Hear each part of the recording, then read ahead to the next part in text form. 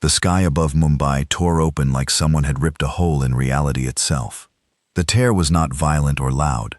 It was silent and wrong, a darkness that did not belong in the afternoon sky. People on the streets below stopped walking. They looked up with their phones already recording. Within seconds, the live streams began. The ship that emerged was massive. It was larger than any aircraft carrier, larger than the tallest buildings in the city. Its surface was black and smooth like polished stone, with lines of purple light running across its hull in patterns that hurt to look at directly. The ship did not make any sound, as it positioned itself above the city center. It simply hung there, blocking out the sun and casting a shadow over millions of people. Then the sky over Sao Paulo tore open, then Lagos, then Jakarta, then Cairo. Within 3 minutes, 20 of Earth's largest cities had alien vessels hovering above them, like predators watching their prey. The news networks went crazy trying to cover everything at once. Every channel showed split screens of different cities, different ships, different crowds of people staring upward in confusion and growing fear. The United Nations building in New York erupted into chaos. Diplomats ran through hallways. Military advisors shouted into phones. The Secretary General tried to organize an emergency session while his staff attempted to establish communication with the vessels. They broadcast messages in every human language. They sent mathematical sequences. They transmitted images of peaceful intent. The ships remained silent. Then every screen on Earth went dark. Every television, every computer monitor, every smartphone, every digital billboard in every country on the planet showed the same thing, a countdown timer. The numbers glowed the same purple as the lights on the alien ships. 72 hours, 71 hours and 59 minutes, 71 hours and 58 minutes. The world held its breath for exactly 12 minutes. Then the countdown jumped forward. It now read 47 minutes. People in Mumbai saw their ship begin to glow. The purple lines across its surface brightened until they were almost white. The air around the vessel shimmered with heat. Someone on the ground screamed. Others started to run, but there was nowhere to go. The streets were too crowded. The buildings offered no protection from what was above. The first beam struck the eastern district. It was not an explosion. It was erasure. A column of light touched the ground, and everything within a half-mile radius simply ceased to exist. Buildings, roads, vehicles, people, all converted to superheated plasma in less than a second. The shockwave flattened everything for another mile beyond that. The sound came after, a thunder so loud it shattered windows across the entire city. The same thing happened in Sao Paulo, in Lagos, in Jakarta, in Cairo, in Tokyo, in Mexico City, in Shanghai, in Karachi, in Istanbul, in Moscow, in New York, in Los Angeles, in London, in Paris, in Delhi, in Bangkok, in Manila, in Bogota, in Kinshasa, in Dhaka. 20 cities, simultaneous strikes. The screens that had shown the countdown now showed split feeds of the destruction. The aliens wanted everyone to watch. They wanted Earth to see what was happening in real time.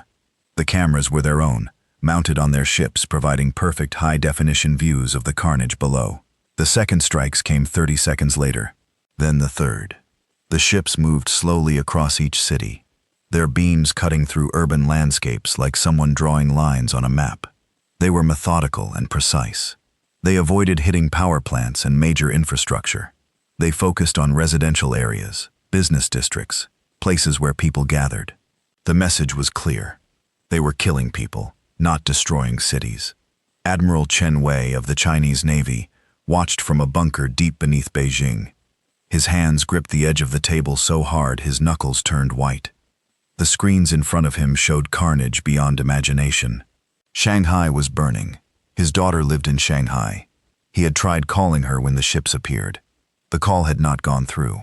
General Sarah Mitchell stood in the Pentagon Command Center, watching Washington, D.C. on the monitors. The alien ship there had not struck yet, but it would. The pattern was clear. Major cities first, then secondary targets. She had already given orders to evacuate what they could, but the roads were jammed. People were trampling each other trying to flee. She felt utterly helpless. In Geneva, Dr. Marcus Webb stared at his computer screen in the CERN facility.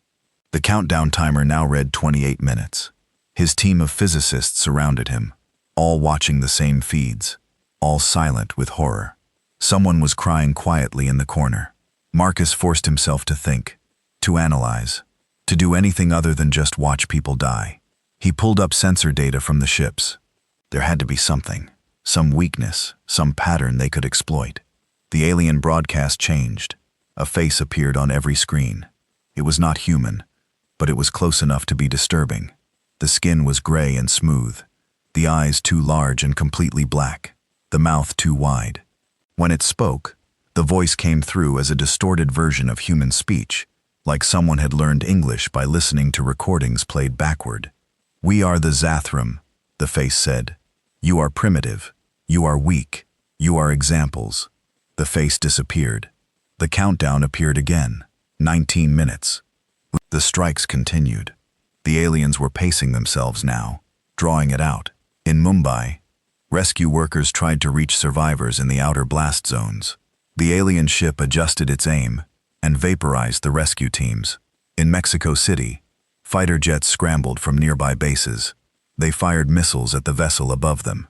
The missiles exploded against an invisible barrier 100 meters from the ship's hull. The ship's response was immediate. It fired a beam at the airbase the jets had launched from. 2,000 people died in that single strike. 14 minutes left. The Pope broadcast from Vatican City, calling for prayer and unity. The transmission lasted 30 seconds before the screens were hijacked again. The alien face returned. "No gods will save you. No faith protects you. Watch and learn what power means." The Vatican was not on the target list, but the ship hovering over Rome adjusted its position slightly. It fired a single narrow beam that struck St. Peter's Basilica dead center. The ancient building collapsed in on itself. The Pope's transmission ended. 10 minutes left. The President of the United States sat in a bunker beneath the White House. Her military advisors surrounded her, all talking at once. Nuclear options, evacuation protocols, continuity of government procedures. She listened to none of it. Her eyes stayed fixed on the screen showing Los Angeles burning. 7 million people lived in that city. The death toll was already over 1 million and still climbing. "We have to respond," the chairman of the Joint Chiefs said. "We cannot just sit here and watch this happen." "Respond with what?" the president asked, her voice hollow. "Our missiles bounce off their shields. Our jets can't get close. Every time we fight back, they kill more people." 5 minutes left. In Mumbai, the fires had spread beyond the strike zones. The city's emergency services were overwhelmed. Hospitals overflowed with burned and broken bodies. Doctors worked without supplies, without power, without hope. In the streets, people huddled in whatever shelter they could find, watching their phones show the countdown that now read 3 minutes. The alien broadcast changed one final time. The face appeared again, but now it was joined by others. An entire command deck was visible, with dozens of the gray-skinned beings working at stations that pulsed with purple light. "This demonstration concludes soon," the voice said. 20 million of you have been harvested. This is not war. This is instruction. 200 civilizations across this sector watch your world today. They see what resistance brings. They learn what defiance costs. The alien leaned closer to the camera, its too wide mouth twisted into something that might have been a smile. "You have 7 of your planetary rotations to surrender completely. Your governments will dissolve. Your militaries will disarm. Your people will submit to Zathram authority. If you comply, the harvest ends. If you resist, we will continue. We have patience. We have time. We have power beyond your understanding. 2 minutes left. We will return for your answer in 7 days. Use this time to accept reality. You are not special. You are not strong. You are livestock, and we are your masters now. The galaxy watches. Show them wisdom or show them more death. The choice is yours." The countdown reached 0. The alien ship stopped firing. The beams shut off. The vessels hung in the sky for another 30 seconds, as if admiring their work. Then the air around them shimmered. They vanished, leaving behind only the holes they had torn in reality, which sealed themselves moments later. The silence that followed was worse than the destruction. 20 cities burned. 20 million people were dead or dying. Millions more were injured. The infrastructure in each city was damaged but not destroyed. The aliens had been careful about that. They wanted survivors. They wanted witnesses. They wanted fear. The screens returned to normal function. News anchors appeared, most of them in tears, trying to report on something beyond comprehension. The images coming from the affected cities were apocalyptic. Entire neighborhoods were just gone, replaced by smoking craters. Bodies lined the streets in areas just outside the blast zones. Survivors wandered through the ruins calling for loved ones, searching for anyone who might still be alive. In the Geneva bunker, Dr. Webb sat back in his chair and closed his eyes. His team was talking, analyzing the sensor data they had collected, but he was not listening. He was thinking about what the alien had said. 200 civilizations watching. This was not about Earth. This was about sending a message to the entire sector of the galaxy. Humanity was an example, a demonstration, a lesson in what happened to species who might think about resisting Zathran rule. General Mitchell in the Pentagon was already on secure channels with other military leaders. Her face was hard as stone, but her eyes burned with something beyond anger. 7 days, she said quietly to the other commanders on the screen. They just gave us 7 days to prepare. They think we will surrender. What choice do we have? The Russian general asked. They killed 20 million in less than an hour. If we resist, they will kill everyone. If we surrender, we are slaves forever. Admiral Chen said from Beijing. His voice was steady, despite the fact that his entire family was gone. My daughter died today. 20 million people died today. The question is not whether we fight. The question is how we kill them all. The line went silent. Then one by one, the other commanders nodded. The president appeared on the secure channel. Her face was pale, but her voice was firm. Initiate Protocol Prometheus. Contact everyone. Scientists, engineers, military contractors, everyone. We have 7 days to turn this planet into a weapon. If they want to make an example of us, then we will make an example of them. We will show the galaxy what happens when you threaten humanity. The first day after the massacre, the world did not know whether to mourn or prepare. People gathered in the streets of unaffected cities, holding candles and crying for the dead. But behind closed doors in bunkers and military facilities across the globe, a different kind of gathering was taking place. The United Earth Command formed in a bunker complex beneath Geneva within 6 hours of the alien departure. It was not voted on or debated. It simply happened because there was no time for anything else. Every nation sent their best military minds. Every major power contributed their classified research.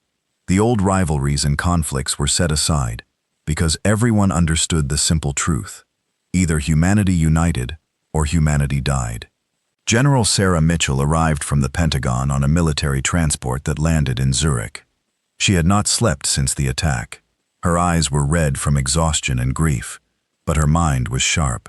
The bunker facility was deeper than she expected, carved out of solid rock with enough space to house thousands of people. The main command center was already filled with screens showing data streams from around the world. Admiral Chen Wei was already there, standing in front of a tactical display, showing the last known positions of the alien ships. He looked like he had aged 10 years in one day. When Sarah approached, he did not turn around. They made a mistake, Chen said quietly. What mistake? Sarah asked. They left us alive. They left us organized. They gave us 7 days. Chen finally looked at her. If they wanted to conquer us, they should have struck everywhere at once. Killed our leaders, destroyed our military. Instead, they killed civilians and gave us time to think. Sarah nodded slowly. They are arrogant. They think we will surrender. Good, Chen said. Let them think that. Dr. Marcus Webb arrived later that day with a team of physicists from CERN. He looked terrible, his hair disheveled and his clothes rumpled, but his eyes were bright with determination. He had spent the entire night analyzing sensor data from the alien ships. What he found gave Earth its first real hope. The command center fell silent when Marcus began his presentation. Every general, every admiral, every intelligence officer leaned forward to listen. The Zathran shields are not perfect, Marcus said, pulling up holographic displays of the energy signatures. They are powerful, yes, but they operate on a frequency we can disrupt. During the attack, their shields were at approximately 40% capacity. They were conserving energy because they did not see us as a threat. "Can we break through?" a Chinese general asked. "With conventional weapons?" "No," Marcus said. "But we have something better. Quantum disruption technology. We have been researching it for 15 years at CERN and other facilities. We were developing it for fusion reactors, but the same principle can be weaponized. If we hit their shields with a synchronized quantum pulse from multiple directions, we can create a cascade failure. Their shields will collapse for approximately 0.3 seconds. 0.3 seconds, Sarah repeated. "That is all we get?" Marcus nodded. "But 0.3 seconds is enough. If we coordinate properly, if we strike with everything we have in that window, we can destroy them." The room erupted into conversation. Analysts began calculating what weapons could be deployed in that time frame. Targeting specialists started working on firing solutions. For the first time since the attack, there was something other than despair in the air. There was a plan, but they needed more information. They needed to know everything about the Zathran, their technology, their tactics, their culture. Fortunately, humanity had been paranoid about hostile first contact for decades. Commander Yuki Tanaka was summoned from a classified facility in Japan. She was naval strategy specialist, but her real expertise was in something the public did not know existed. The SETI Defense Initiative was a program started in the 1960s, when governments first realized that contact with aliens might not be friendly. Every major power had contributed to it secretly. They had built weapons. They had created contingency plans. They had prepared for this exact scenario.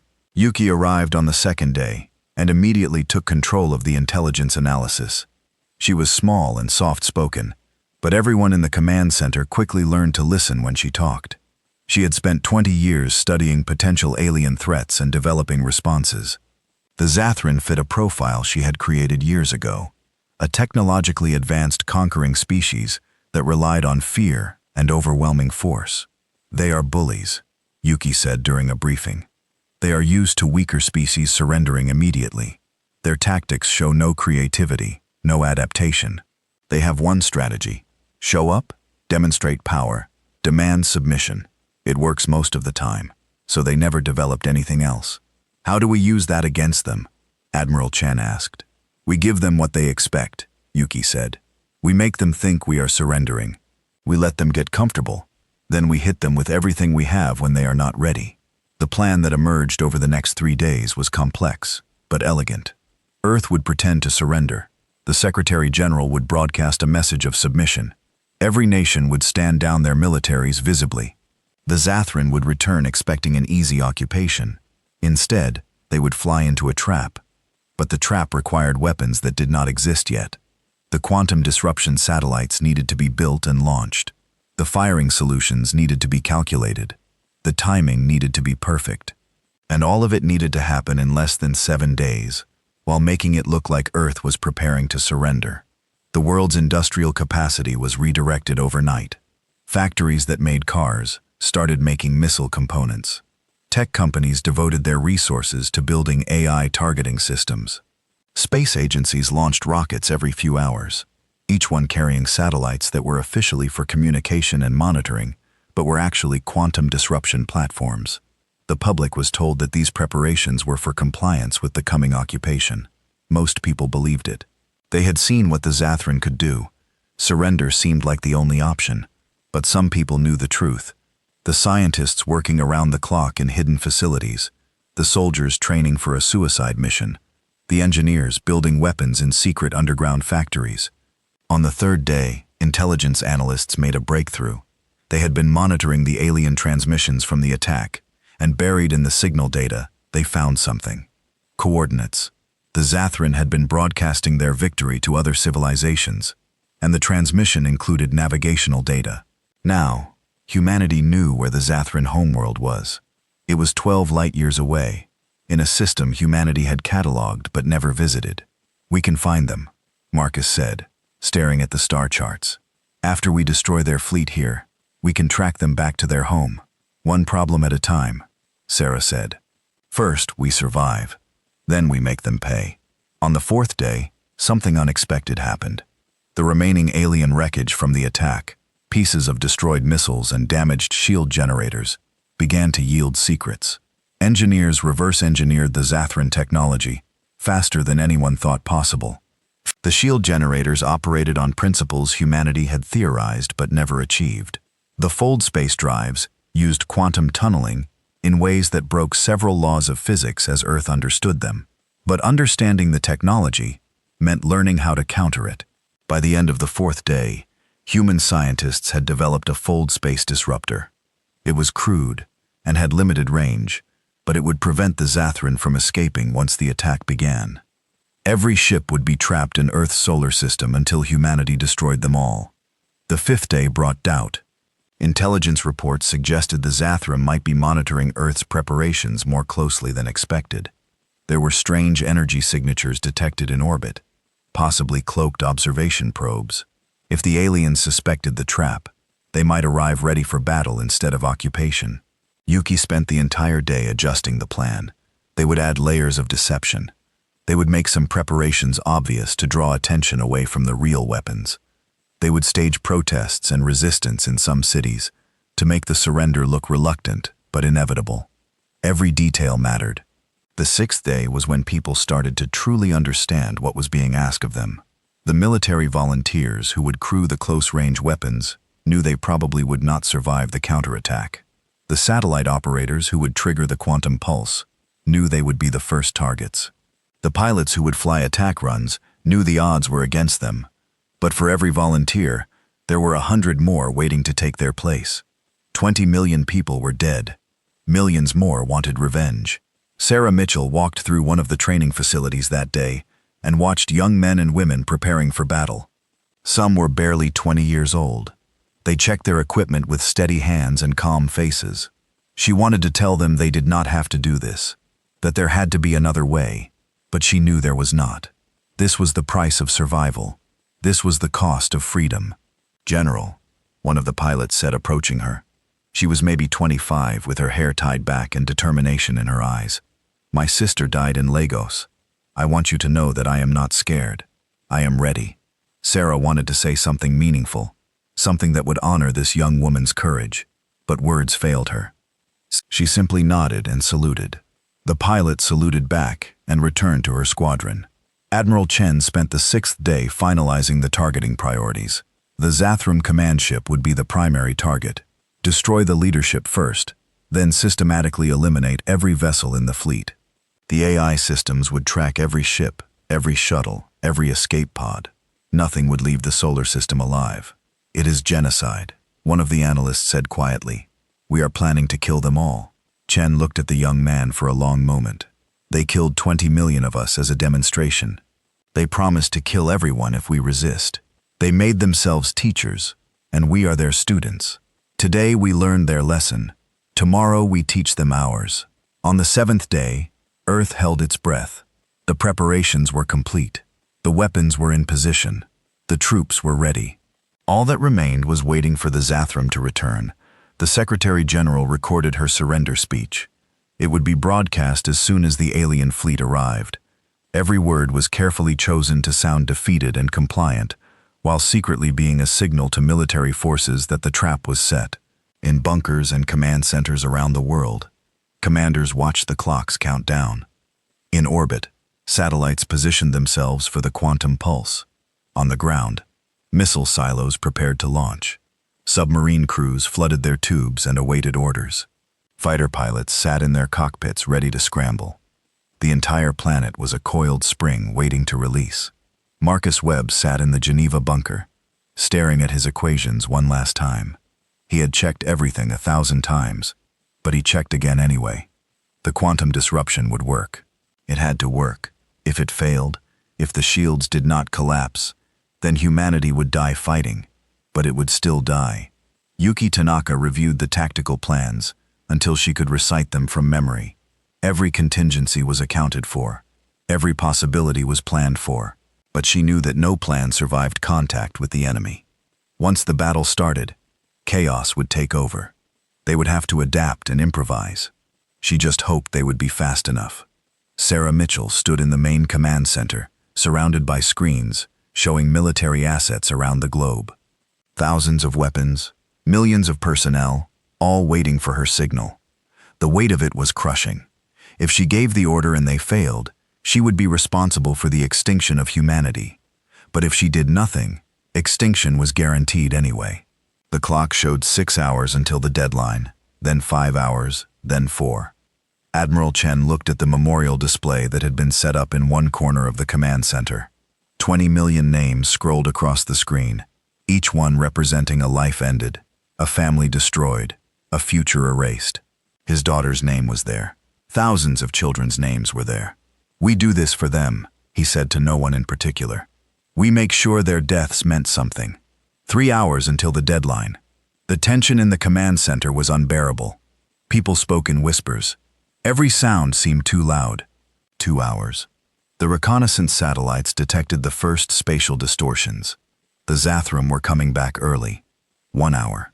The tiers in space began opening above major cities around the world. Not 20 cities this time, hundreds. The Zathram were bringing their entire fleet for the occupation. 30 minutes. The first ships began emerging. They were the same design as before, massive and black with purple lights, but there were so many more of them. Intelligence counts showed over 800 vessels entering Earth's atmosphere. 15 minutes. The Secretary General began her surrender broadcast. Her voice was steady as she announced that Earth submitted to Zathram authority. The alien ships moved into lower orbit, positioning themselves above every major city and military installation. 5 minutes. The Zathram Admiral broadcast his acceptance of the surrender. He spoke of the wisdom of submission and the mercy of his species. He promised that humanity would serve well under Zathram guidance. His voice was smug and satisfied. The command center fell silent. Everyone watched Sarah Mitchell. She stood at the central console with her hand hovering over the authorization panel. Every eye was on her. She thought about the 20 million dead. She thought about the young pilot who had lost her sister. She thought about her own family, safe now, but slaves if this failed. She thought about what humanity would become under alien rule. Her hand came down on the panel. "All units," she said calmly, "execute Operation Righteous Fury." The quantum pulse fired from 40 satellites simultaneously. The quantum pulse was invisible to the naked eye, but every sensor in the solar system registered it. 40 satellites released their energy in perfect synchronization, creating a wave of disruption that washed over the Zathram fleet like an ocean of razors. The alien shields, configured for kinetic and energy weapons, had no defense against quantum interference. For exactly 0.3 seconds, 800 warships hung in Earth's sky completely vulnerable. 0.3 seconds was an eternity in modern warfare. The first missiles, launched from submarines hidden in the Arctic Ocean, reached their targets in 0.18 seconds.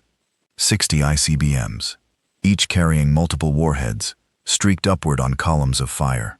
They had been waiting for this moment, their trajectories calculated months ago and updated continuously as the Zathram fleet positioned itself. The Zathram admiral barely had time to register what was happening. One moment he was broadcasting his victory to the 200 civilizations watching. The next moment, alarms were screaming throughout his command ship. His shield officer shouted something about quantum interference and system failure, but the words were cut off as the first nuclear warhead detonated 300 meters from the hull. The explosion was beautiful and terrible. The command ship's armor held for almost 2 full seconds before it failed. Then the ship came apart like a flower blooming in reverse, its structure fragmenting into thousands of pieces that tumbled through the atmosphere trailing fire. Admiral Chen watched from Geneva as the command ship died. His face showed no expression, but his hands were steady on the console as he authorized the next wave. All ground batteries, fire at will. Railgun platforms scattered across 6 continents began firing. These were not the experimental weapons the aliens had faced during the first attack. These were production models, refined and perfected over the past 7 days, capable of accelerating tungsten rods to relativistic speeds. The rods were not large, only a meter long and 10 centimeters in diameter. But at 0.03, the speed of light, they did not need to be large. The Zathram cruiser above London simply ceased to exist when 3 rods passed through it. The kinetic energy flash heated the air around the impact points to plasma temperatures. The shockwave shattered windows across the entire city, but the alien ship fell from the sky in pieces. 0.3 seconds had elapsed. The shields began to recover, but it did not matter. Humanity had learned the lesson of momentum. Once started, violence should be overwhelming and complete. The initial strikes had destroyed nearly 200 alien vessels. The remaining ships tried to scatter, to regroup, to return fire. They were met with something they had not expected: the sky filled with drones. For decades, military strategists had debated the future of warfare. Some said it would be fought with autonomous systems. Others argued that humans would always be necessary. The Zathram attack had settled the debate forever. Humanity had spent 7 days converting every available resource into AI-controlled weapons. The result was a swarm of 50,000 drones, each one barely larger than a car. Each one equipped with armor-piercing explosives and rudimentary AI that had one single instruction: find alien ships and destroy them. The drones had no shields. They had no sophisticated sensors. They were cheap, fast, and expendable. Most importantly, there were so many of them that the Zathran could not possibly stop them all. For every drone destroyed, 20 more took its place. They crashed into alien hulls like angry hornets. Their explosives shaped to punch through armor and detonate inside the ships. A Zathran destroyer above Mumbai managed to bring its weapons online and started firing into the drone swarm. It destroyed hundreds of them. Then a railgun round from India's defense platform hit it amidships, and it broke in half. The 2 pieces fell into the Arabian Sea, creating tsunamis that would devastate the coastline. But the ship was dead. Sarah Mitchell watched the tactical display with cold satisfaction. Every alien ship was marked in red. Every red dot that winked out was a victory. The count was dropping fast. 700 ships, 600, 500. The Zathran were trying to fight back, but they had positioned themselves for occupation, not battle. They were spread too thin, with no formation and no support structure. They have never fought a real war. Yuki Tanaka said quietly, standing next to Sarah. They have only ever fought executions. Commander Tanaka was right. The Zathran had grown comfortable with easy victories. They had never faced an enemy that hit back, never encountered resistance that could hurt them. Their tactics were rigid and predictable. When the command ship died, the fleet lost all coordination. Individual captains tried to retreat to high orbit or flee the system entirely, but there was no unified response. That was when humanity's second trap activated. The fold space disruptors came online around the solar system's edge. They were crude devices, assembled in 7 days from reverse-engineered alien technology and human ingenuity. They created a field of quantum interference that prevented fold space jumps. The range was limited, barely extending past Jupiter's orbit, but it was enough. The Zathran fleet was trapped in a cage, with predators they had awakened. 34 ships managed to break free from Earth's gravity well and accelerate toward the outer system. They were the fastest vessels in the fleet, built for reconnaissance and rapid deployment. Their captains must have realized immediately that this was not a battle they could win. They ran. Admiral Chen had anticipated this. He had spent 2 days planning for it. "Launch the Hunters," he ordered. The Hunters were humanity's first true warships, built in orbit during the 7 days of preparation. They were not elegant or sophisticated. They were fusion drives attached to weapons platforms designed for one purpose: pursuit. 12 hunter-killer ships launched from hidden positions behind the moon and accelerated after the fleeing Zathran vessels. The main battle lasted 18 minutes from first shot to last. By the end, Earth's orbit was a debris field of dead alien ships. Pieces of hull and broken technology rained down on the planet below, burning up in the atmosphere like shooting stars. The orbital space around Earth would be contaminated with wreckage for decades, making space travel dangerous and complicated. But the alien fleet was gone, almost gone. Marcus Webb's team tracked the 34 fleeing ships with obsessive precision. Every vessel was catalogued. Every trajectory was calculated. The fold space disruptors would keep them trapped in the solar system for at least 3 hours before they could recharge and adjust their drives to compensate. 3 hours was more than enough time. The hunter-killer ships were crewed by volunteers who had trained for exactly this mission. They knew the aliens would try to run. They knew pursuit would take them far from Earth, possibly beyond help if anything went wrong. They went anyway. Lieutenant Commander James Rodriguez commanded the lead hunter, a ship christened Mumbai's Vengeance, in honor of the first city hit. His crew of 23 were all veterans, people who had lost someone in the attack. His weapons officer had lost his parents in Jakarta. His navigator had lost her husband in Cairo. His engineer had lost his entire family in Lagos. Contact bearing 270. Distance 8 light minutes and closing, the sensor operator announced. Zathran destroyer class accelerating at 3 gravities. Match and exceed, Rodriguez ordered. 4 gravities. I want to catch them before they reach the disruption boundary. The crew braced themselves as the fusion drive pushed them harder. 4 gravities was manageable for short periods, but it was painful and exhausting. Rodriguez watched the distance close on his display. 7 light minutes. 6, 5. The Zathran ship detected them and tried to accelerate further, but human engineering had one advantage: desperation. The hunter ships had been built with no concern for comfort or safety margins. They were designed to catch fleeing enemies, no matter the cost. At 5 light minutes, Rodriguez gave the order to fire. The missile that launched from Mumbai's Vengeance was not sophisticated. It was a fusion warhead, attached to a seeker head, that locked onto the Zathran ship's drive signature. The alien vessel tried to evade, turning sharply and burning hard, but the missile compensated. When it detonated, the explosion was bright enough to be seen from Earth as a brief new star in the sky. Target destroyed, the weapons officer reported. Tracking next contact. This scene repeated across the solar system. 12 hunter ships pursuing 34 alien vessels. The humans had the advantage of knowing the terrain and having ships built specifically for this mission. The aliens had the advantage of more advanced base technology, but that technology was not enough. One by one, the fleeing Zathran ships died. Some tried to hide in the asteroid belt. Hunters found them using gravitic sensors and destroyed them. Some tried to surrender, broadcasting pleas in broken English. The hunters ignored them and fired. Some tried to fight, turning to face their pursuers with weapons blazing. They died slightly more slowly, but they still died. By the 6th hour after the initial attack, only 3 Zathran ships remained. They had made it further than any others, nearly to the fold space disruption boundary. If they could break through, they might escape. Rodriguez's ship was the closest pursuer, but his fusion drive was redlining. His engineer reported stress fractures in the drive housing and fluctuating containment fields. How long can we maintain this acceleration? Rodriguez asked.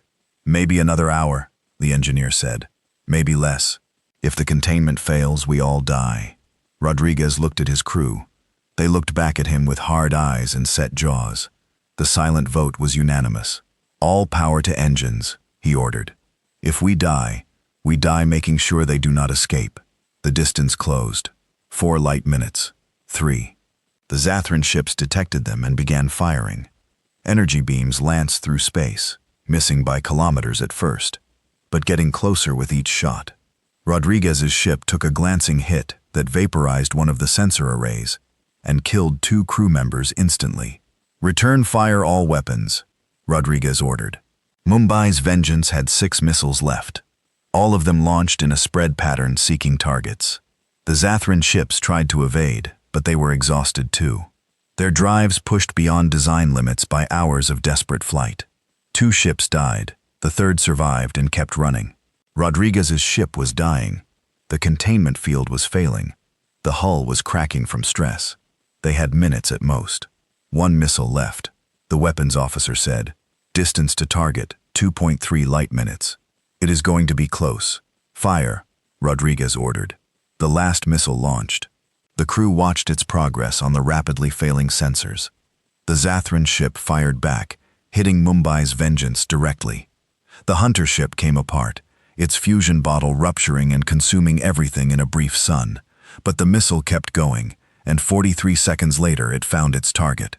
The last fleeing Zathran ship died at the edge of the solar system, destroyed by a weapon fired from a ship that no longer existed, crewed by people who had given everything to ensure nothing escaped. Back in Geneva, the command center fell silent as the last red dot on the tactical display winked out. 800 Zathran vessels had entered Earth's atmosphere. 800 Zathran vessels were destroyed. The hunters had paid a terrible price. 3 ships lost. 68 people dead, but the mission was complete. All hostiles eliminated, the tactical officer reported quietly. Admiral Chen bowed his head. Sarah Mitchell closed her eyes. Around the room, hardened military officers allowed themselves a moment of grief for the people who had died making this victory possible. Then, because there was no time to mourn properly, they pushed it aside and returned to work. Marcus Webb's team was already analyzing the wreckage in orbit. Dozens of satellites and drones were collecting samples, scanning debris fields, looking for anything useful. What they found exceeded every expectation. The Zathran data cores had survived.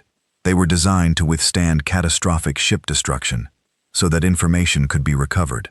Humanity now had access to complete navigational databases, fleet logs, tactical reports, and most importantly, the coordinates for every Zathran military installation in the local sector, including their homeworld.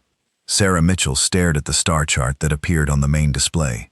The Zathran home system was marked in red, 12 light-years away, 4 planets orbiting a yellow star. Population estimates showed 7 billion Zathran citizens, the heart of their empire. "We have their location," Marcus said unnecessarily. Everyone in the room could see it. "What do we do with this information?" Yuki asked. She already knew the answer, but someone had to ask the question. The room fell silent. The war had lasted less than a day. Earth had won decisively.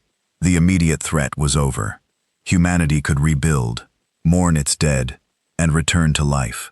No one would blame them for choosing peace. Admiral Chen spoke first.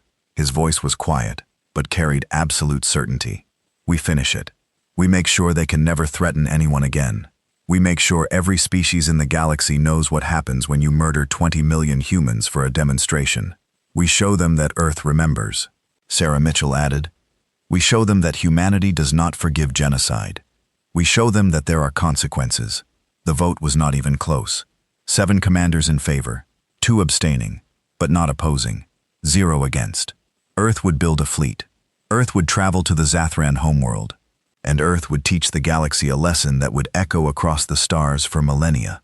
The age of human mercy was over. The age of human vengeance had begun. The crew braced themselves as the fusion drive pushed them harder.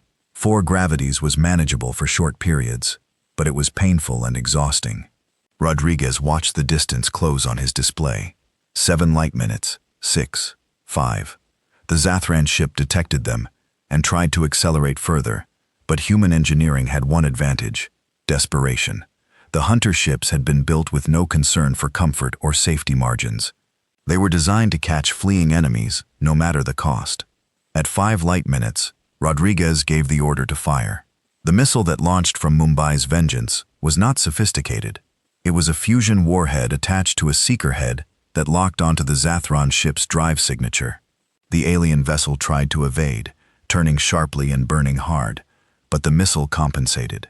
When it detonated, the explosion was bright enough to be seen from Earth as a brief new star in the sky.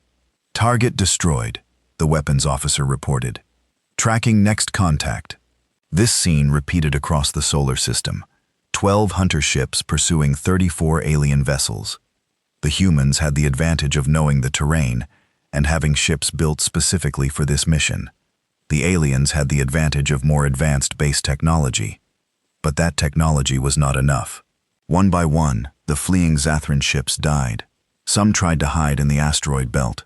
Hunters found them, using gravitic sensors, and destroyed them. Some tried to surrender, broadcasting pleas in broken English. The hunters ignored them and fired. Some tried to fight, turning to face their pursuers with weapons blazing. They died slightly more slowly, but they still died. By the 6th hour after the initial attack, only 3 Zathran ships remained. They had made it further than any others, nearly to the fold space disruption boundary. If they could break through, they might escape. Rodriguez's ship was the closest pursuer, but his fusion drive was redlining. His engineer reported stress fractures in the drive housing and fluctuating containment fields. "How long can we maintain this acceleration?" Rodriguez asked. Maybe another hour, the engineer said. Maybe less. If the containment fails, we all die. Rodriguez looked at his crew. They looked back at him with hard eyes and set jaws. The silent vote was unanimous. All power to engines, he ordered. If we die making sure they do not escape. The distance closed. 4 light minutes. 3. The Zathran ships detected them and began firing. Energy beams lanced through space, missing by kilometers at first, but getting closer with each shot. Rodriguez's ship took a glancing hit that vaporized one of the sensor arrays and killed 2 crew members instantly. Return fire all weapons, Rodriguez ordered. Mumbai's Vengeance had 6 missiles left, all of them launched in a spread pattern seeking targets. The Zathran ships tried to evade, but they were exhausted too. Their drives pushed beyond design limits by hours of desperate flight. 2 ships died. The 3rd survived and kept running. Rodriguez's ship was dying. The containment field was failing. The hull was cracking from stress. They had minutes at most. 1 missile left, the weapons officer said. Distance to target 2.3 light minutes. It is going to be close. Fire, Rodriguez ordered. The last missile launched. The crew watched its progress on the rapidly failing sensors. The Zathran ship fired back, hitting Mumbai's Vengeance directly. The Hunter ship came apart, its fusion bottle rupturing and consuming everything in a brief sun. But the missile kept going, and 43 seconds later, it found its target. The last fleeing Zathran ship died at the edge of the solar system, destroyed by a weapon fired from a ship that no longer existed, crewed by people who had given everything to ensure nothing escaped. Back in Geneva, the command center fell silent as the last red dot on the tactical display winked out. 800 Zathran vessels had entered Earth's atmosphere. 800 Zathran vessels were destroyed. The Hunters had paid a terrible price. 3 ships lost, 68 people dead. But the mission was complete. All hostiles eliminated. The tactical officer reported quietly. Admiral Chen bowed his head. Sarah Mitchell closed her eyes. Around the room, hardened military officers allowed themselves a moment of grief for the people who had died making this victory possible. Then, because there was no time to mourn properly, they pushed it aside and returned to work. Marcus Webb's team was already analyzing the wreckage in orbit. Dozens of satellites and drones were collecting samples, scanning debris fields, looking for anything useful. What they found exceeded every expectation. The Zathran data cores had survived. They were designed to withstand catastrophic ship destruction so that information could be recovered. Humanity now had access to complete navigational databases, fleet logs, tactical reports, and most importantly, the coordinates for every Zathran military installation in the local sector, including their homeworld. Sarah Mitchell stared at the star chart that appeared on the main display. The Zathran home system was marked in red, 12 light-years away. 4 planets orbiting a yellow star. Population estimates showed 7 billion Zathran citizens, the heart of their empire. We have their location, Marcus said unnecessarily. Everyone in the room could see it. What do we do with this information? Yuki asked. She already knew the answer. But someone had to ask the question. The room fell silent. The war had lasted less than a day. Earth had won decisively. The immediate threat was over. Humanity could rebuild, mourn its dead, and return to life. No one would blame them for choosing peace. Admiral Chen spoke first. His voice was quiet, but carried absolute certainty. We finish it. We make sure they can never threaten anyone again. We make sure every species in the galaxy knows what happens when you murder 20 million humans for a demonstration. We show them that Earth remembers.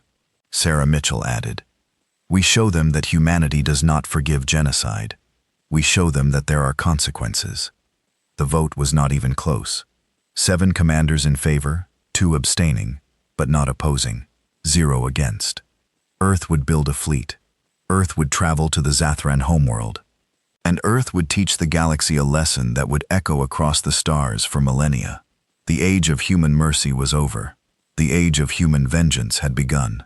The Earth that emerged from the ashes of the Zathran attack was not the same world that had existed before. The old borders and conflicts seemed meaningless now. Nations that had been enemies for generations found themselves working together without hesitation. When you have faced extinction together, Petty differences lose their power. The United Earth Command became a permanent government within 3 months. It was not democratic or fair, but it was necessary. Every resource on the planet was directed toward a single purpose: building a fleet capable of traveling 12 light years and destroying an entire civilization. The public was told this was for defense, to ensure the Zathran could never return. That was technically true, but it was not the whole truth. The whole truth was vengeance. Sarah Mitchell stood on the observation deck of the orbital construction facility, watching workers in spacesuits assemble the skeleton of the first real warship. It dwarfed anything humanity had built before. The design combined Zathran fold space technology with human engineering. The result was something neither species could have created alone. A vessel capable of carrying 1,000 crew members across interstellar distances, armed with weapons that could crack planets. They were building 50 of them. "It is beautiful in a terrible way," Marcus Webb said, joining her at the window. He looked older now, worn down by months of endless work. His team had reverse-engineered more Zathran technology than seemed possible. Fold space drives, quantum shields, energy weapons. All of it was now understood and improved upon by human scientists, driven by loss and anger. "What we are building is not beautiful," Sarah said quietly. "It is necessary, but it is not beautiful. These ships exist for one purpose: to kill an entire species." Marcus was quiet for a moment. "Sometimes I wonder if we are doing the right thing. The Zathran who attacked us are already dead. The ones on their homeworld did not pull the trigger. Are they responsible?" Sarah turned to look at him. Her eyes were hard. "They built an empire on intimidation and mass murder. They killed species as demonstrations. They were not victims. They were architects of a system where genocide was policy. Yes, Marcus, they are responsible." The construction continued day and night. Factories across Earth worked 3 shifts without pause. Resources were extracted from asteroids and moons. Solar arrays powered forges that ran continuously. The entire planet had become a war machine, and it would not stop until the job was finished. The ships were named after the dead cities: Mumbai's Wrath, Lagos Rising, Shanghai's Vengeance, Tokyo's Fury. Each name was a reminder of why they were being built. Each ship carried a memorial wall listing everyone who had died in that city. The crews would fight surrounded by the names of the dead. Recruiting the crews was easier than expected. 5,000 positions were available. Over 100,000 people volunteered within the first week. Many were military veterans, but many more were civilians who had lost everything in the attack.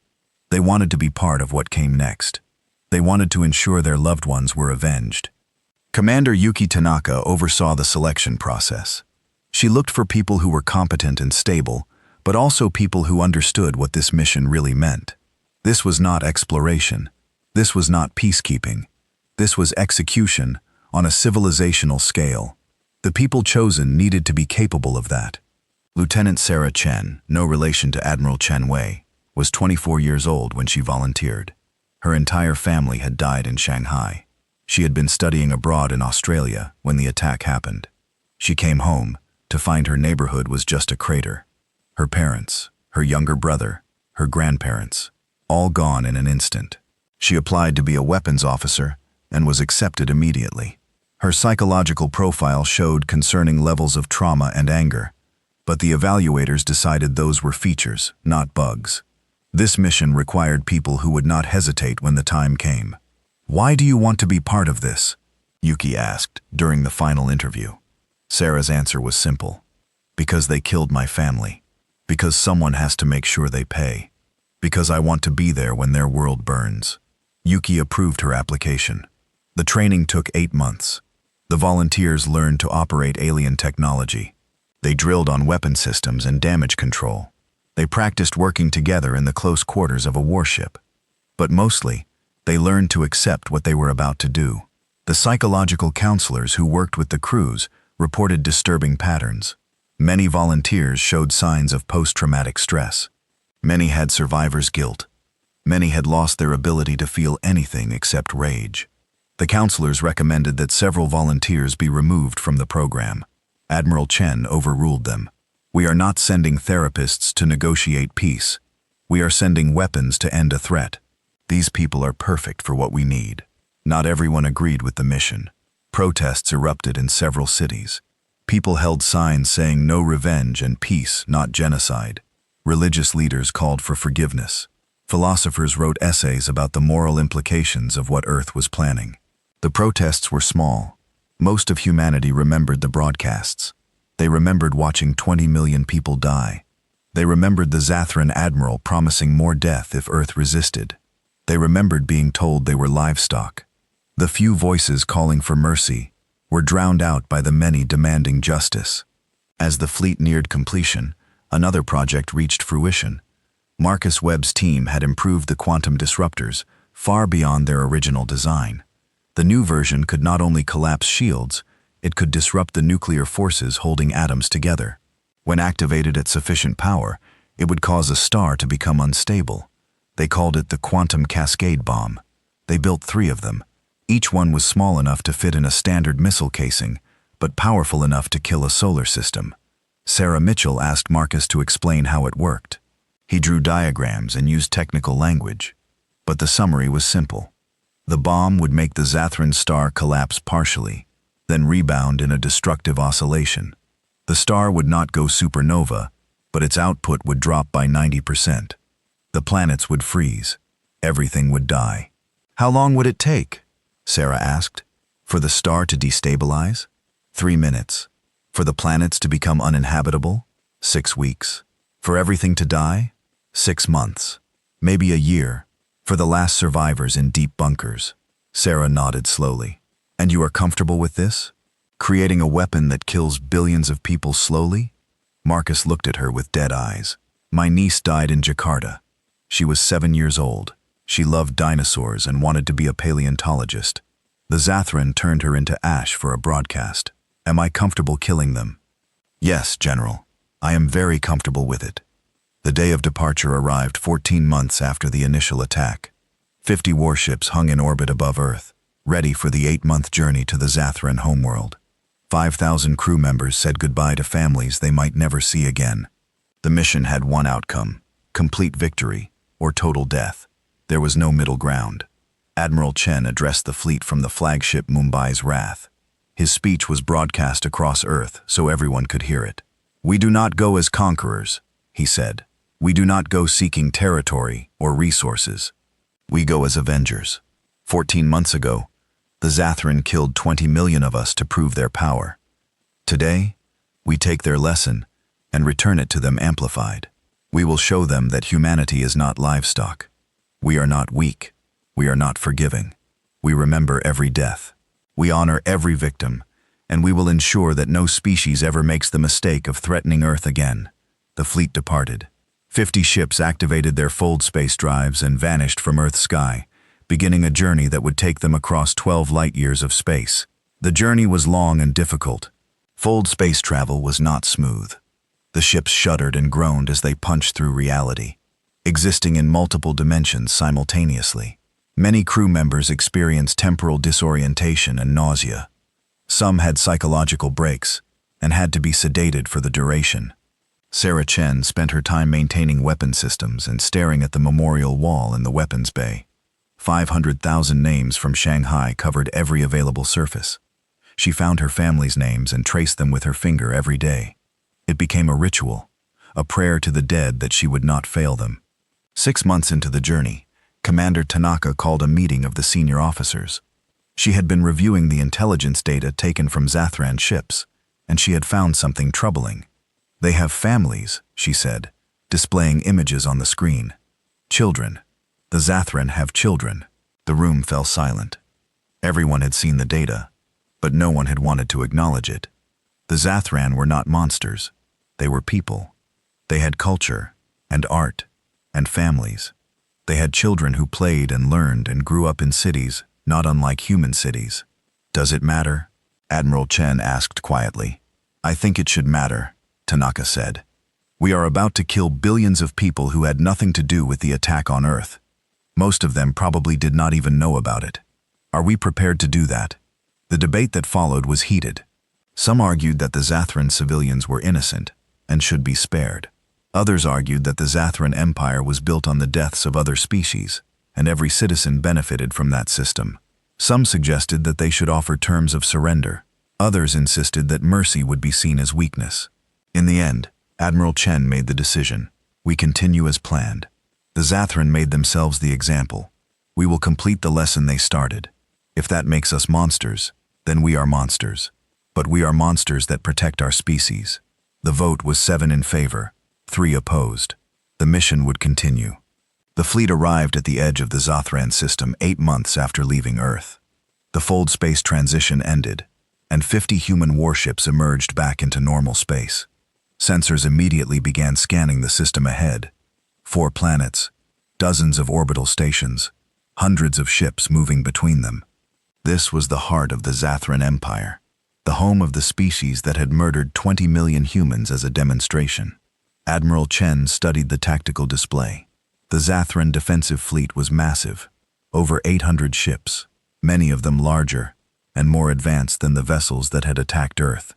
But they were not prepared. Why would they be? As far as they knew, Earth had surrendered. They had no reason to expect retaliation. Send the message, Chen ordered. A single transmission was broadcast across all frequencies in the Zathran language. The message was simple and direct. We are humanity. We are coming. We will show you what happens when you kill our families. The transmission took 20 minutes to reach the inner system. 20 minutes later, alarms began sounding on every Zathran ship and station. Their sensors were detecting the human fleet. Impossible. Earth was 12 light-years away. Earth had no interstellar capability. Earth had surrendered. But the impossible was happening. 50 unknown warships were accelerating toward the inner system at speeds that should not be possible, and they were broadcasting a message that made it clear this was not a diplomatic visit. The Zathran military mobilized immediately. The defensive fleet moved to intercept. Ground-based weapons were activated. Civilian populations were told to seek shelter. The leadership tried to open communications to understand what was happening, to negotiate. Admiral Chen did not answer their hails. The human fleet continued its approach in complete silence. Weapons armed and shields at maximum. They had traveled across interstellar space for this moment. They had trained and prepared and accepted what they were about to do. As the human fleet crossed into the inner system, Sarah Chen sat at her weapons console and whispered a prayer to her dead family. This is for you, all of it. Everything we are about to do, we do it for you. The fleet passed the orbit of the 4th planet. The Zathran defensive fleet moved to engage. The range closed to weapons distance. Admiral Chen gave the order that would begin the second battle of the war. All ships opened fire. The Zathran defensive fleet outnumbered the human attackers 16-1. Their ships were larger, their weapons more powerful, their shields designed to withstand any conventional attack. They had defended the system for 300 years against pirates and raiders. They had never lost a battle. That perfect record lasted exactly 6 hours. The human ships did not fight the way the Zathran expected. They did not form battle lines or attempt to outmaneuver their opponents.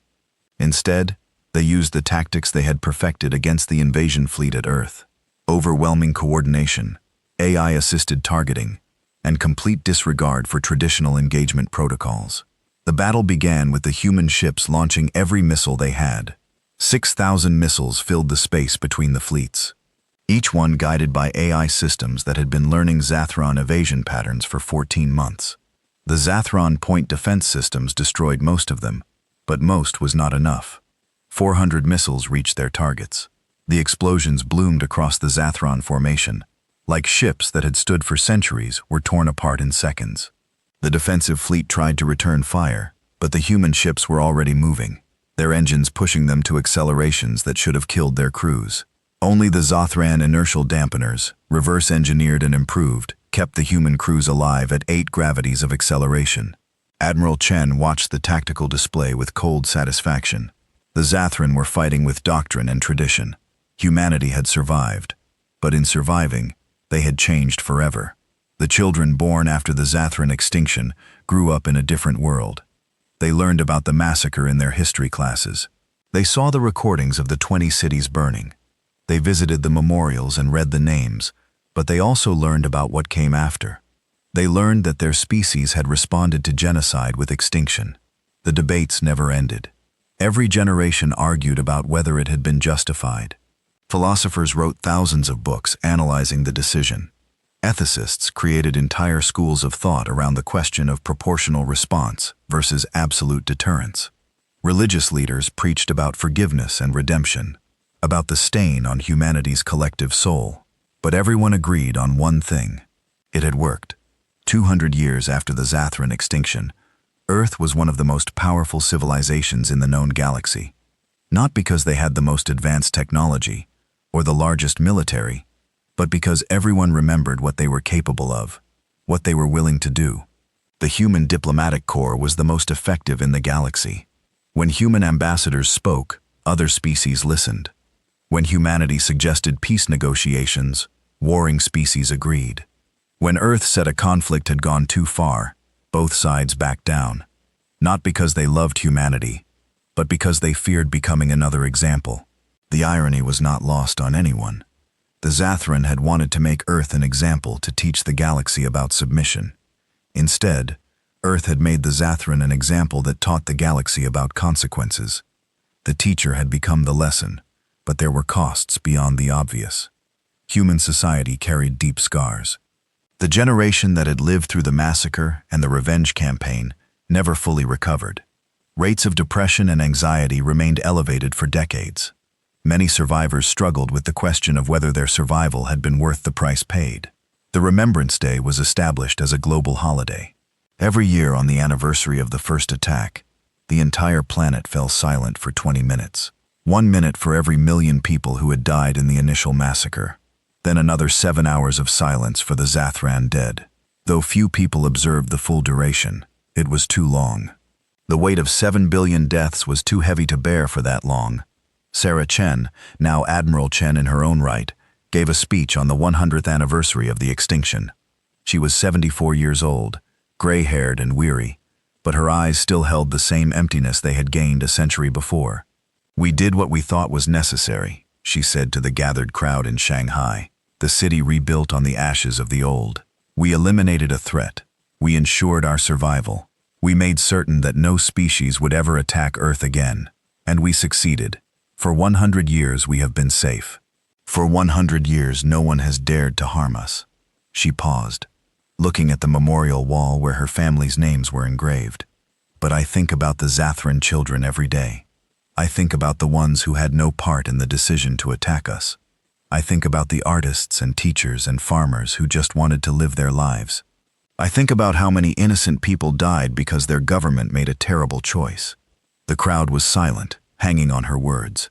"And then I think about my mother and father and brother, who died because the Zathran government made that same choice.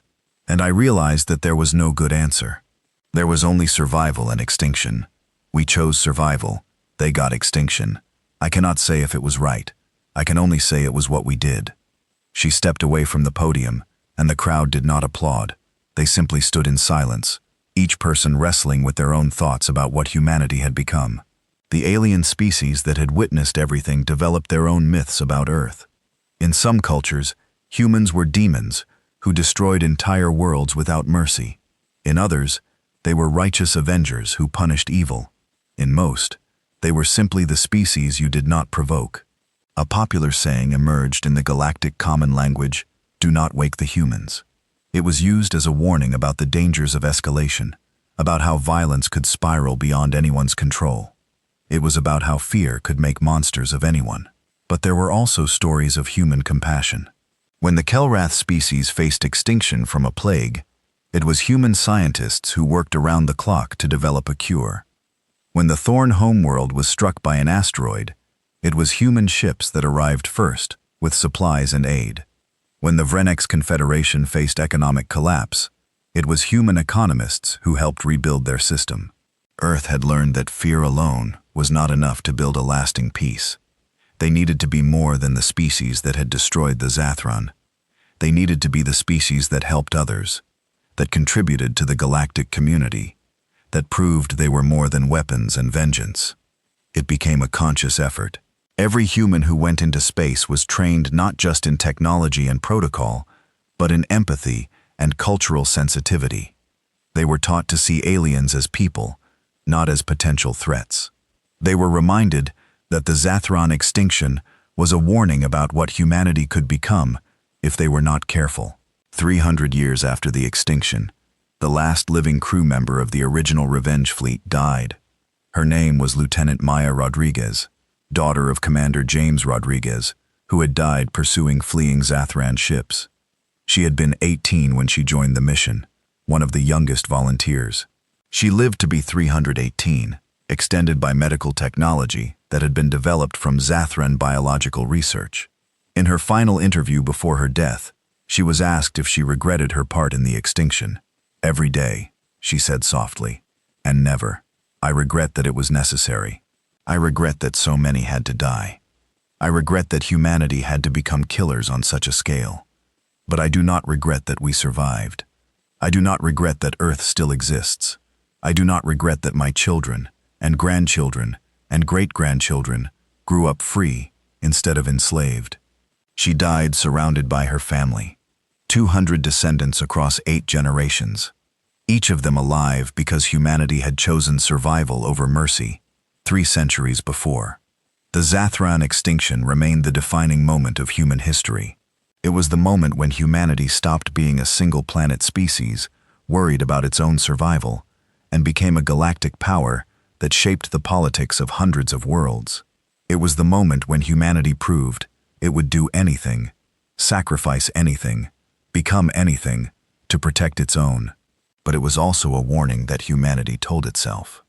In every military academy, in every diplomatic training program, in every school across human space, the lesson was the same. This is what we did. This is what we are capable of. This is how far we can fall when we are pushed. Never forget the cost. Never forget what was lost. Never forget that security came at the price of 7 billion lives. And most importantly, never let it be necessary again. The galaxy moved on, but it never forgot. The frozen Zathran homeworld remained as it was, a tomb orbiting a dying star. No one colonized it. No one salvaged it. It was left as a memorial, a reminder to every species of what happened when you made humanity your enemy. Occasionally, ships would pass by the system on their journeys between stars. They would look at the dark world and the dim star and remember the recordings they had seen. They would think about the 20 million humans who had died. They would think about the 7 billion Zathran who had died in return, and they would continue on their way, making very certain that they never gave humanity a reason to create another memorial. In the end, the Zathran had achieved their goal. They had created a demonstration that the galaxy would never forget. They had taught a lesson about power and consequences that would echo across the stars for thousands of years. They had just been wrong about who was teaching and who was learning. The galaxy had learned its lesson well, and the lesson was simple, brutal, and absolutely clear. Leave Earth alone was fighting with rage and innovation. There was no contest. Target their command ship, he ordered. I want their leadership to understand what is happening before they die. The Mumbai's wrath broke from the formation and accelerated toward the largest Zathran vessel, a dreadnought that served as the system's command center. The distance closed rapidly. The Zathran ship fired everything it had, but the human shields, upgraded Zathran technology combined with quantum reinforcement, held against the barrage. Sarah Chen armed the main weapon, a directed energy cannon that drew power directly from the ship's fusion reactor. The capacitors charged, the targeting system locked on. She thought of her family one more time, and then fired. The beam cut through space and struck the dreadnought's shield. For 3 seconds, the shield held. Then it collapsed. The beam continued through the ship's hull, vaporizing everything in its path. The dreadnought split in half and began tumbling through space, atmosphere venting from the massive wounds. "Direct hit," Sarah reported. Her voice was steady, empty of emotion. "Command ship is destroyed. The Zathran fleet lost all coordination. Individual captains tried to retreat or rally their forces, but without central command, they were just targets. The human ships systematically destroyed them, moving through the defensive fleet like predators through a herd. The AI targeting systems never missed. The weapons never stopped firing. The shields never failed. 6 hours after the battle began, the Zathran defensive fleet was gone. 800 ships reduced to debris, thousands of Zathran killed, and the human fleet had lost only 2 ships, both to lucky hits that had overwhelmed their shields. But the battle was not over. The orbital stations around the inner planets opened fire. Ground-based weapons launched missiles and energy attacks. The Zathran were defending their home with everything they had. It was not enough. Commander Tanaka coordinated the assault on the orbital infrastructure. The human ships split into groups, each one assigned to a specific station. The stations had powerful shields and weapons, but they could not maneuver. They were fixed targets. The human ships danced around them, hitting them from multiple angles, overwhelming their defenses through coordinated strikes. One by one, the stations fell. Their shields collapsed, their hulls breached. Their crews died in the vacuum of space, or in the fires that consumed their vessels. Within 12 hours, the Zathran orbital defenses were eliminated. The human fleet now had complete control of the space around the Zathran homeworld. The planet below was defenseless, its 7 billion inhabitants trapped and waiting for what would come next. Admiral Chen broadcast another message to the surface. This time, he expected a response. People of the Zathran Empire, you are witnessing the consequences of your actions. 14 months ago, your military killed 20 million humans as a demonstration. You wanted to teach the galaxy about power. Today, we are your teachers. You have 24 hours to surrender unconditionally. Every member of your military will disarm. Every government official will resign. You will provide complete access to all your facilities and records. If you comply, we will consider terms. If you resist, we will show you what humanity learned from your lesson. The response came within an hour. The Zathran leadership, what remained of it, broadcast a message of their own. The speaker was an elderly Zathran, with gray skin and desperate eyes. Please, he said in heavily accented English, we surrender completely, unconditionally. We will give you anything you want. Technology, resources, reparations. Just please do not harm our people. Most of them knew nothing about the attack on your world. They are innocent. Admiral Chen listened to the plea. He thought about the 20 million people who had died watching the skies light up with alien fire. He thought about the families destroyed. He thought about Commander Rodriguez and his crew who had died pursuing fleeing ships. He thought about everything humanity had lost. Then he thought about the intelligence reports. The Zathran had attacked 47 other species before Earth. They had killed billions. They had built their empire on demonstrations and terror. Every citizen of that empire had benefited from those atrocities, had lived comfortable lives funded by conquest and genocide. The debate in the command center was fierce. Some officers argued that the Zathran had surrendered and should be treated accordingly. Others insisted that surrender was not enough, that the only way to ensure this never happened again was to remove the threat completely. Commander Tanaka was the most vocal advocate for mercy. If we do this, she said, if we destroy their world after they surrender, we become exactly what we hate. We become the species that commits genocide. Is that really who we want to be? Admiral Chen was quiet for a long time. He looked at the planet on the main display, blue and green and beautiful, home to billions of people. Then he looked at the memorial display, showing 20 million human names. The Zathran made a choice when they attacked Earth, he said finally. They chose to be teachers. They chose to show the galaxy what happens to species who resist. We are completing their lesson. We are showing the galaxy what happens when you threaten humanity. This is not about revenge. This is about deterrence. Every species watching needs to understand that Earth is not to be touched, ever. The vote was taken.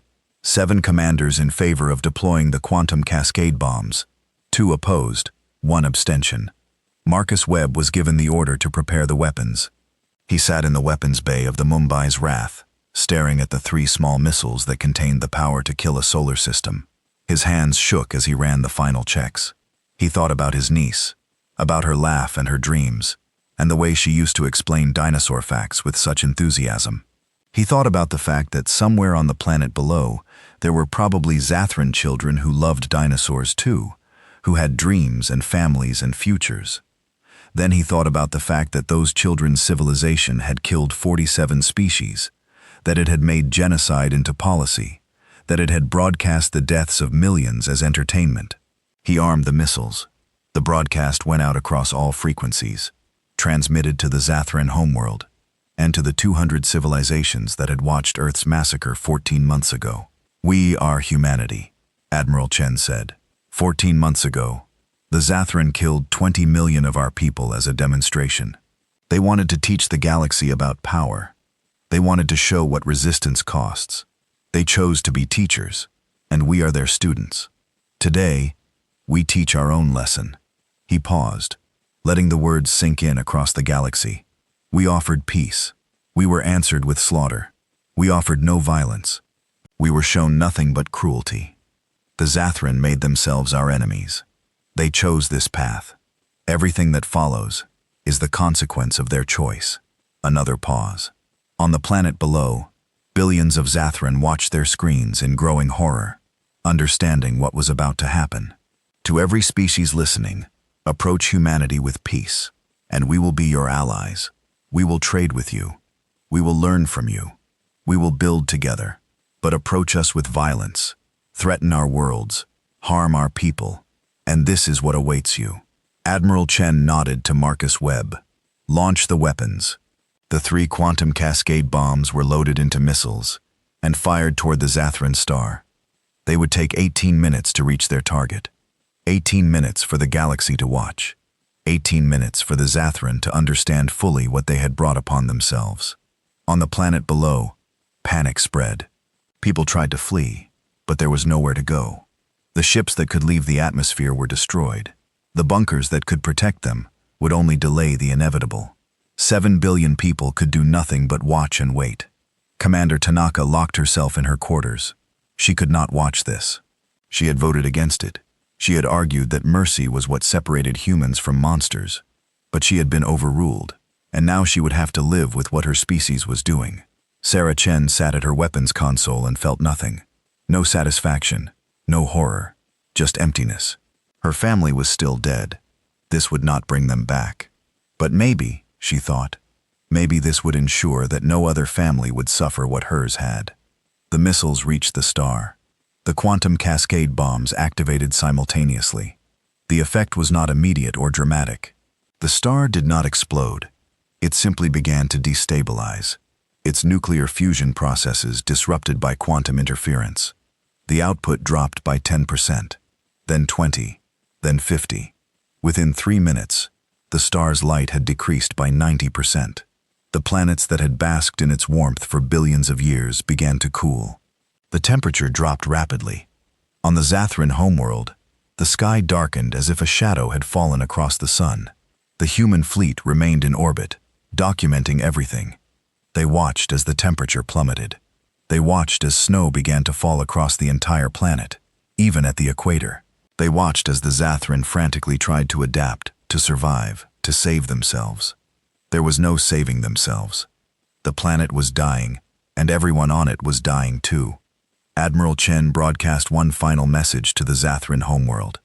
You taught us that demonstrations have power. You taught us that overwhelming force creates respect. You taught us that mercy is weakness. We learned well. Every death on your world is a consequence of your lessons. Remember that as your world freezes. Remember that as your children die. Remember that you brought this on yourselves. The human fleet remained in orbit for 72 hours, documenting the collapse of Zathran civilization. The recordings would be broadcast throughout the galaxy, a permanent record of what had happened and why. On the second day, the planetary temperature had dropped below freezing across 90% of the surface. Billions died from cold and starvation as agricultural systems collapsed and heating infrastructure failed. On the third day, the electromagnetic transmissions from the surface began to fade. Cities went dark as power grids failed. The last messages were pleas and curses in equal measure, broadcasts that would travel across space for years, messages from the dying to anyone who would listen. On the fourth day, there were no more transmissions. The Zathran homeworld had gone silent. Marcus Webb ran calculations and determined that complete extinction would take 6 weeks. The last survivors would be those in deep bunkers with fusion reactors and supplies. They would live a bit longer, but they would still die. There was no escape. There was no rescue. There was only the slow, cold death that humanity had sentenced them to. The fleet departed the system, leaving behind automated probes to document the final days. They had accomplished their mission. The Zathran Empire was destroyed. The threat was eliminated. The demonstration was complete. The journey back to Earth took another 8 months. The mood on the ships was strange and difficult to define. There was no celebration. There was no pride. The crews had done what they set out to do, but the cost of that victory was the death of an entire civilization. 7 billion people gone because humanity had decided it was necessary. Some crews held memorial services for the Zathran. Others drank themselves into oblivion, trying to forget what they had witnessed. Many simply sat in silence, staring at walls, processing what they had become. Commander Tanaka spent the return journey writing a report that would never be published. In it, she detailed every decision, every debate, every moment that had led to genocide. She wrote it as a warning to future generations. This is what we did. This is who we became. This is the price of absolute security. Sarah Chen returned to her weapons console every day and stared at her family's names on the memorial wall. She had avenged them. The Zathran were extinct. Humanity was safe. So why did she feel so empty? The fleet arrived back at Earth to no fanfare. The ships docked at orbital facilities, and the crews disembarked in silence. They were heroes, technically. They had eliminated an existential threat. They had ensured Earth's safety for generations. But they did not feel like heroes. Admiral Chen gave one final address to humanity, broadcast from Geneva. "We set out to avenge 20 million deaths," he said. "We succeeded. The Zathran Empire no longer exists. Their homeworld is frozen and dead. Their species is extinct. We did this. We chose this. And we must live with this choice." He paused, looking older than his years. "Let the galaxy understand we did not seek this war. We offered peace. We were peaceful. But when forced to choose between submission and survival, we chose survival. When forced to choose between mercy and security, we chose security. We will not apologize for these choices, but we will remember them." The memorials were built over the next year. On Earth, a monument was erected, listing all 20 million names of the dead from the first attack. It stretched across 5 city blocks, a wall of names that took hours to walk past. Beside it, a second monument was built. This one listed 7 billion names, the Zathran dead, every citizen of their homeworld, documented and remembered. The inscription read, "We remember all the dead, theirs and ours. We remember why this happened. May we never forget the cost of violence." The recordings of the Zathran extinction were broadcast throughout the galaxy. Every species that had watched Earth's massacre now watched the Zathran homeworld freeze and die. The message was clear and unmistakable. Humanity was not to be threatened. The response was immediate. Dozens of alien species sent diplomatic missions to Earth. They came with offers of trade, alliance, and friendship. They came with promises of peace. They came because they understood that humanity had the will and the capability to destroy any threat completely and utterly. Earth had wanted to be part of the galactic community peacefully. Instead, they had become its most feared species, not because they were the strongest or the most advanced, but because they had proven they were willing to go further than anyone else. They had proven that threatening humanity was not just dangerous, it was suicidal. Commander Tanaka retired from military service. She spent her remaining years teaching at universities, lecturing about the ethical implications of the Zathran campaign. Her message was always the same. We won, but we lost something in the winning. We became safe, but we became monsters to achieve that safety. The question is whether it was worth it. She never provided an answer to that question. She did not think there was one. Sarah Chen stayed in the military. She rose through the ranks and eventually commanded her own ship. She never fired her weapons again. She did not need to. The Zathran extinction had created such a powerful deterrent that no species dared threaten Earth. She spent 30 years patrolling a galaxy that had learned to fear humanity.